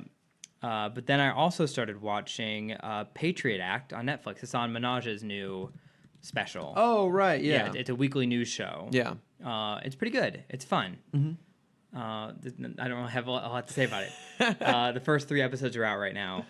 And it's just like a good time. Honestly, what's more exciting, I don't think I plugged this yet, is Netflix teamed up Tan from Queer Eye and Hassan to do a 10-minute short. Oh, that sounds really good. It's so funny. Where Tan is trying to help Hassan pick out his wardrobe for his first episode. That's awesome. And that is, honestly, that might be the best of before the 3 episodes, that might be even better. Yeah, just that little teaser. Yeah. All right, that I will definitely go watch. Cool. We did it, Chris. I know that. 100 episodes. We did it. 100 episodes, and definitely I think our longest one. But if you do want to reach out to us, what was the thing we were asking? Oh, if you can think of a hunky telekinetic. That's right. If you have any other ideas, not for our 100th, but if you just have bonus episode ideas, oh yeah, like to talk about something, celebratory things. If you want to listen to us do more Sporkle quizzes. Oh God, I do so many. I'm a little ashamed of how many Sporkle quizzes I do. I forget about Sporkle, which is good because then that's what helped me memorize all the Disney movies in order. Of course it did. Of course it did. So I have an account on Sporkle because obviously, yeah, and you can see how many times you've taken a certain quiz. How many times you take the Disney quiz? I've taken that quiz about 34 times. My God, you can now do it all though. In order. Okay. Yeah. There is one Sporkle quiz that I get very close on, and it's a James Bond quiz, obviously. So it's for every Bond film, you have to name the title, the actor playing Bond, the name of the villain and the actor playing that villain, the name of the Bond girl and the actress playing that Bond girl. Oh, wow. The song, the artist who sings it, and I think also the release year. I could not do any of those. I can do so much of it. I'm honestly surprised you can't finish that. I struggle with some of the villain actors. Okay. I also struggle with the movie Octopussy, which I've only ever seen once. So I can never remember like some of the character names from that. And some of the artists singing the Bond songs I have struggled with a little bit too. But I can get there with maybe less than 10 of those not filled out. Nice. So that's like my version of your Disney films in order quiz that I would have to go through and like do again and again and again. I'm probably gonna go do it right now after this. You should. Sporkle is the best like time destroyer. Oh, it absolutely is, and I can always use some of those. But anyways, if you have some Sporkle quiz suggestions, we are at Timm Talk Pod on Facebook, Twitter, Instagram, and Gmail. Yes. I am personally at Lordifer on Instagram and Twitter. Yes, you can find my art at Cameron.Dexter. We just finished up one of our big clients, so I can finally start posting all of the rejected pieces. Nice. Finally. And if you want to see my face and both of our dapper looks from over the weekend, you can find that on CamDexter_adventures. Yeah, you looked very dapper, Cameron. Thank you, as did you, Scrooge McDuck. Yes. Well done, Kronk. Thank you. And then just a final thing here, just obviously thank you to everyone who listens to us. Thank you guys so every much. week and who engages with us on like Twitter and Instagram. I mean, we started doing this just for the fun of it, and it's become its own cool little thing. Like it's our excuse to hang out every week. It's been an awesome way to meet, a whole bunch of fellow Batman fans. I think a special shout out to the Watchtower database, to Ted and James, and of course Maddie, who are always there to answer questions for us when we don't know what we're doing. So many questions. And you, all three must have been pulling your hair out as you listened to us bumblefuck our way through that Sporkle quiz. But yeah, it's become one of the coolest parts about this. We've got to meet all you guys. Yeah. And all of our other listeners too. We really appreciate it.